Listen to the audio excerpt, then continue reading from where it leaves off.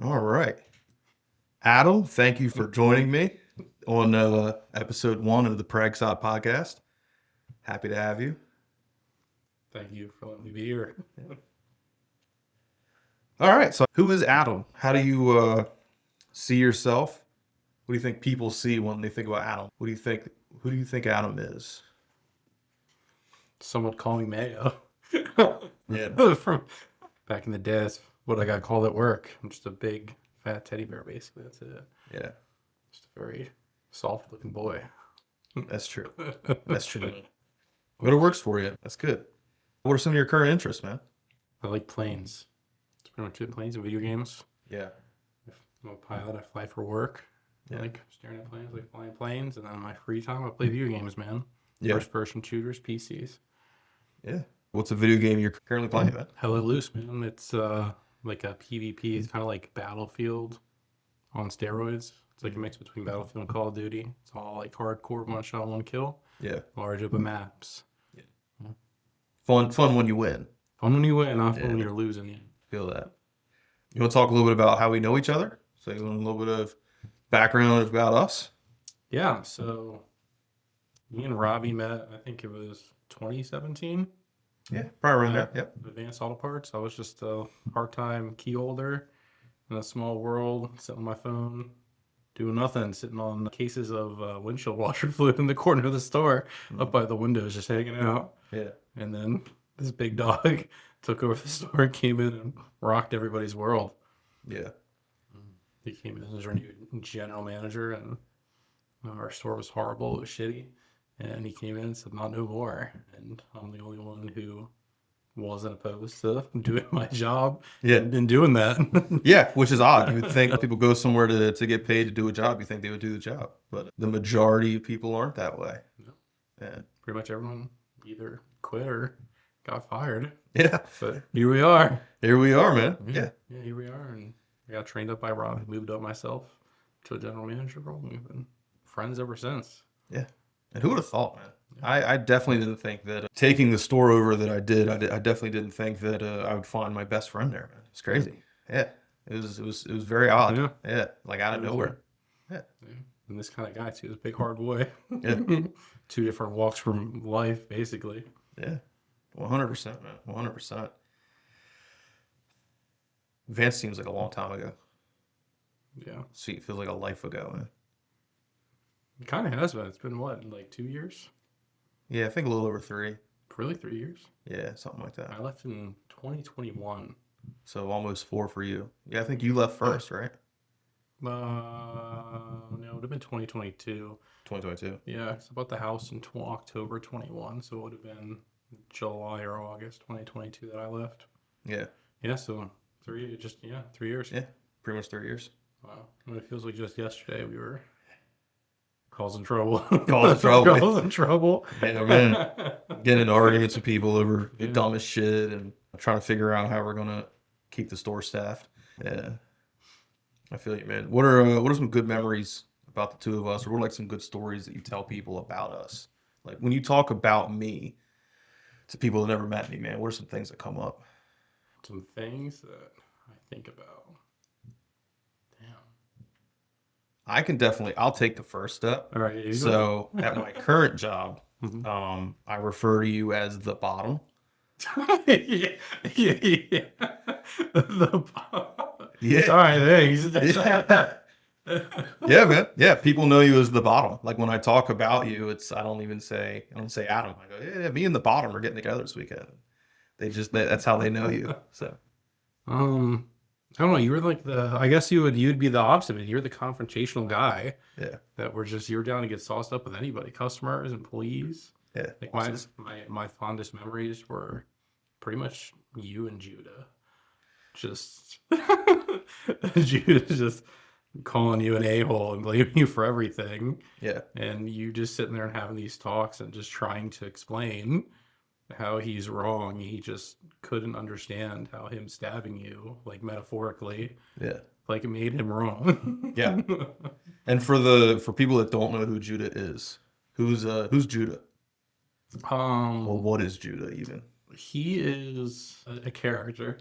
He is a guy who tries to be like so nice and caring, like to people and befriend people, that it's like the opposite. He does the exact opposite of that, and like in turn it stabs people in the back Yeah.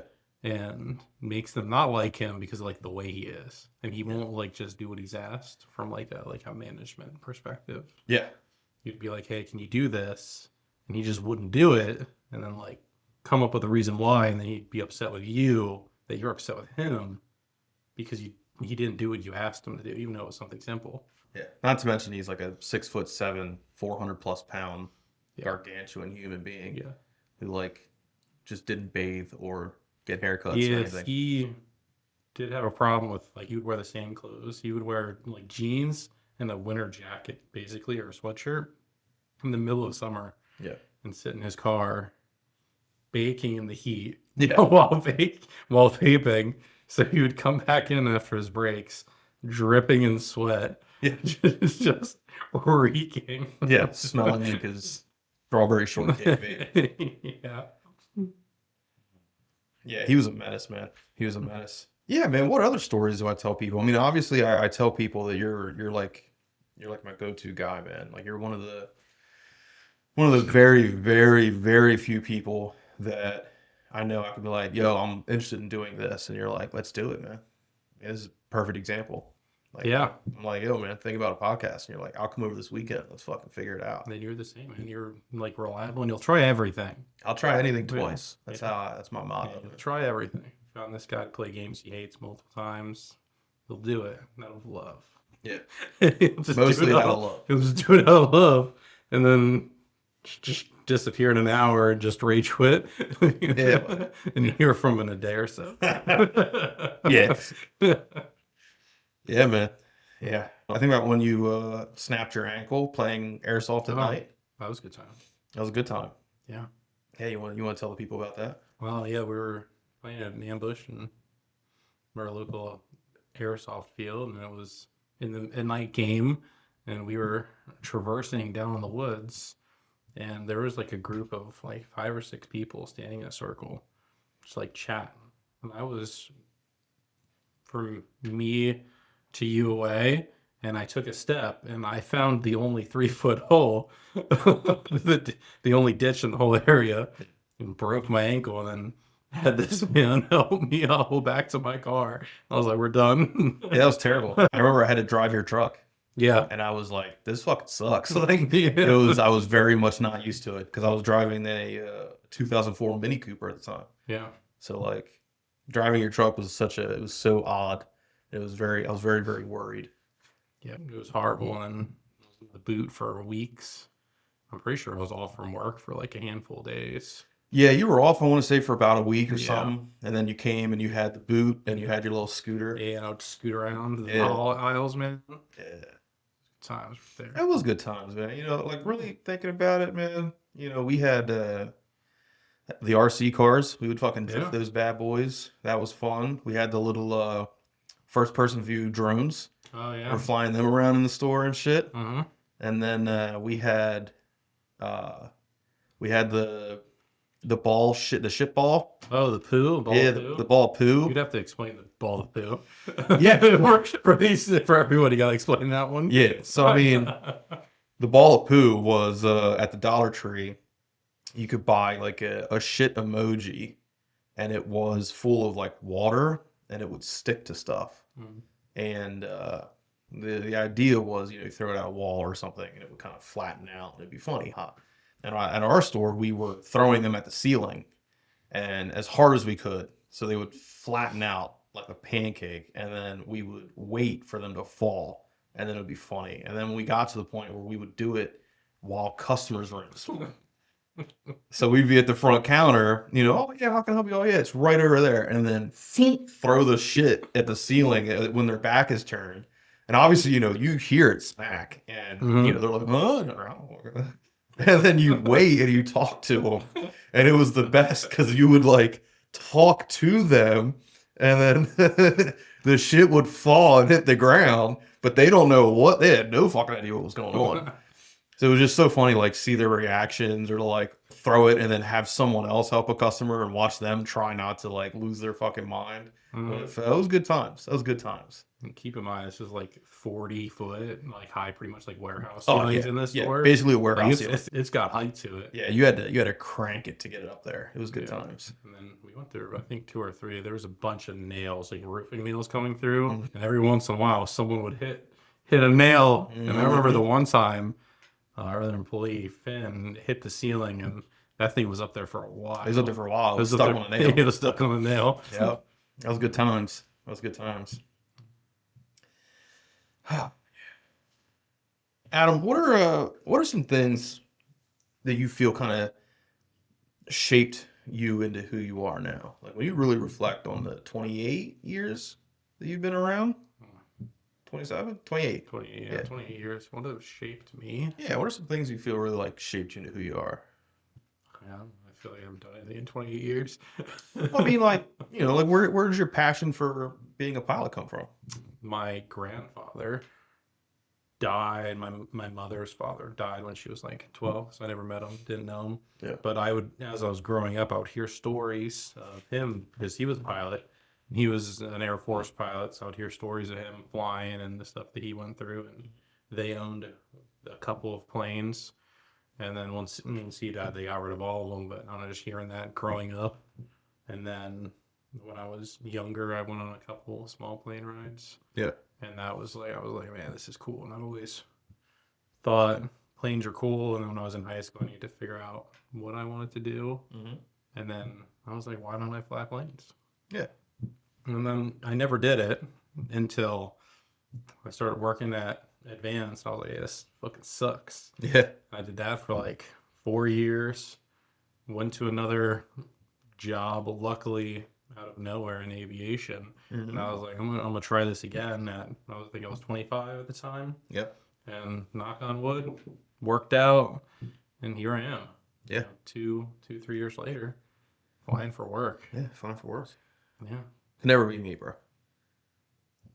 If you can drive, you can fly. Yeah, if God wanted me up there, he'd put wings on my back. Yeah. There's no reason for someone my size to be in the air. Hey, I'm a big guy too, dude. I make it work. Yeah. Is there anything else you think kind of shaped you into who you are? Or any like big role models growing up? Anyone that you were really like, man, I want to be like that guy? Really? I mean, I can't think. I mean, I didn't really do anything growing up. I mean, I didn't get too heavy into sports. Played like a little football in high school, and only because of trying to get females. Yeah. But I hated it besides that. Yeah. Just played video games, man. That was pretty much it. I'm surprised I didn't do something like video game based. Yeah. Pretty much I lived in my bedroom throughout high school. Mm-hmm. Played games. I didn't do a whole lot as a kid. If I'm not being honest, not a whole lot. That's all right. All right. I did have someone send us an email. Would you like to go through it with me?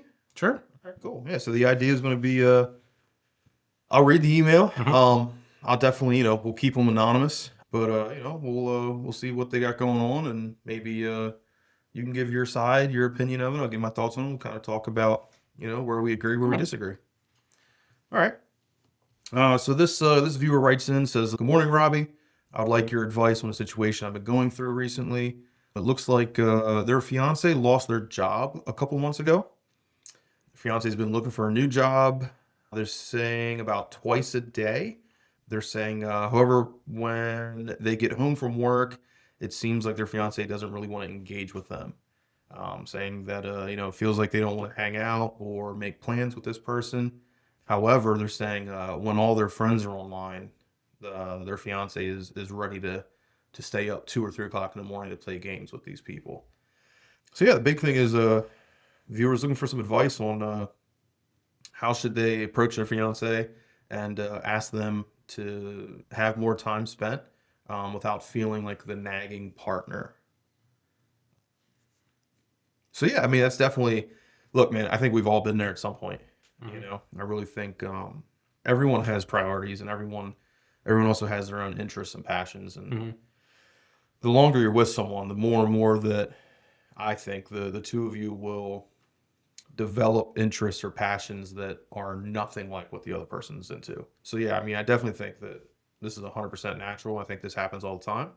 And yeah, let's start with you, man. What are your thoughts? So it sounds like his fiance is putting a little too much time into, like, I don't know, like a fun time instead of really focusing on finding a new job, if I'm understanding correctly. Yeah, that's what I'm gathering. Yeah.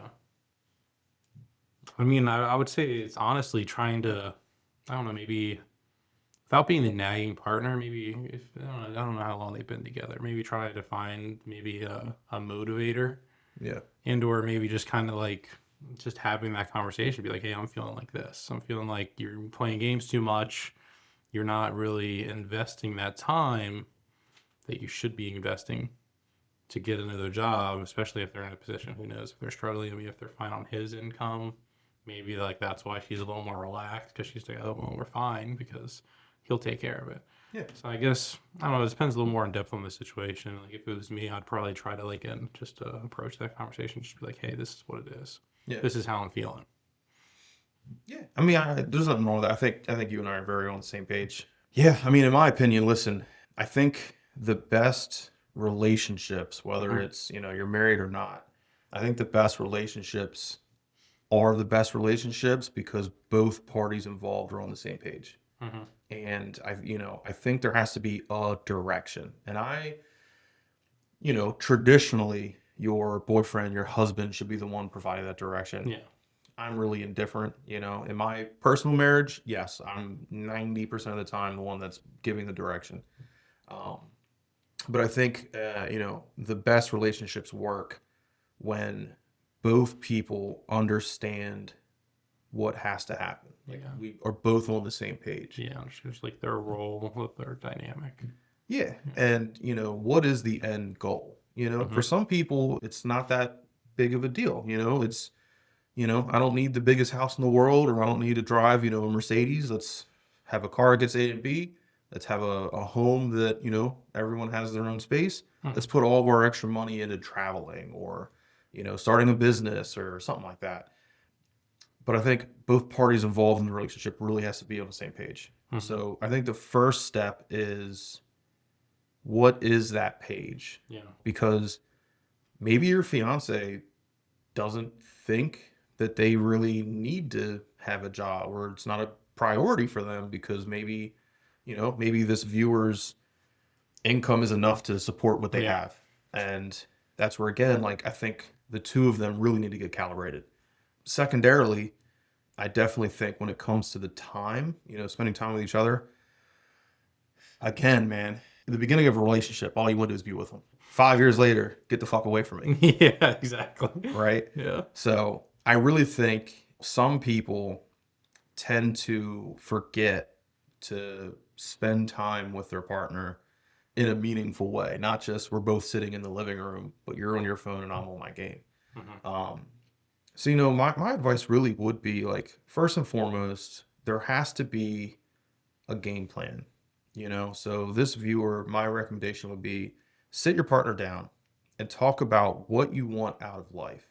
What do you want the next 5 years or 10 years to look like? What is a end goal? You don't got to say, this is where I want to be when I'm 80. I don't know how old they are, but, if they're 30, hey, here's where I want to be by 35. And then how do we get there? And really create that plan and then break that down into chunks. And at some point, I'm going to assume part of that chunk is, hey, you need to get a job. And again, I think both parties really have to be on the same page. It can't be, I'm going to apply to 1 or 2 jobs and then fuck off for the rest of the day. It needs to be like, I'm going to put 40 hours a week into finding a job. And not just any job. I'm going to find a job that fits the parameters of what we need, so that way I can help contribute towards our plan. And as far as the time thing, listen, I don't think you're nagging until it's being said all the time. There's nothing wrong with voicing, hey, this is what I want. Because again, that's how the best relationships work, And the right person's not going to take any offense to it. It's just a check and balance kind of thing. Hey, I don't like when you do this. Hey, I like when you do this. Hey, I need more of this, or I need less of that. So yeah, 100%, man. Like, sit them down and talk to them about what the plan is and what the next, 5 years should look like, the next 1 year even, 1, 2 years, and really develop a plan. And I'm just going to assume part of that plan is going to be contingent on this other, your fiance actually getting a job. And then from there, talk about what you need and what you want. Just give your fiance feedback. And it is what it is. Just like you would want to be told if you're doing something that your fiance likes or doesn't like, give your partner the same feedback. And I would definitely recommend, don't just leave it open-ended. Don't say like, I don't feel like you're spending enough time with me, and then leave it at that. Talk about like, hey, I would like to see more of this. How can we incorporate more of this? If it's a date, hey, I would like to have a date with you, once a month, and I would like the date to look kind of like this. And again, don't put it all on them. We could take turns. I'll plan this one and you could plan that one. And here's like the general guidelines we'll have. But yeah, man, I mean, communication. You're not wrong for talking about how you're feeling, as long as you focus it on how you're feeling and not what they're doing or not doing. I think that's where it starts getting a little naggy. You didn't take out the trash. Stop nagging me. Yeah. And like you said, she might not think anything's wrong or realize there's even an issue. Yeah. She could be totally oblivious and be like, oh, maybe they had a conversation before and she's thinking it was some type of way, or she took something differently. Yeah. And again, that's natural. Again, everyone is different. As much as we want to think our partners can read our minds, they can't. Yeah. So that's where, again, like, communicate and then communicate some more. Yeah. So, yeah, it's good. I think that wraps up what they need. Hopefully, if not, fucking You get rid of her. Get rid of them. Yeah, I think that's important to say too, man. I think if you're with somebody, again, I don't want to say, how far along these guys have been or anything like that, but it's never too late to start over. Yeah. You always can. There's always other fish out there. Just make sure it's the right fish. So I agree with that. Yeah. All right. Well, hey, man. I mean, that's really all I had. Anything you want to talk about? Anything you want to tell people about yourself or anything before we kind of wrap them up? I don't have anything else. No. All right, good. Hey, man. I really appreciate you sitting down with me. It's been a pleasure. I appreciate you having me, man. Thank you. It's been a pleasure, man.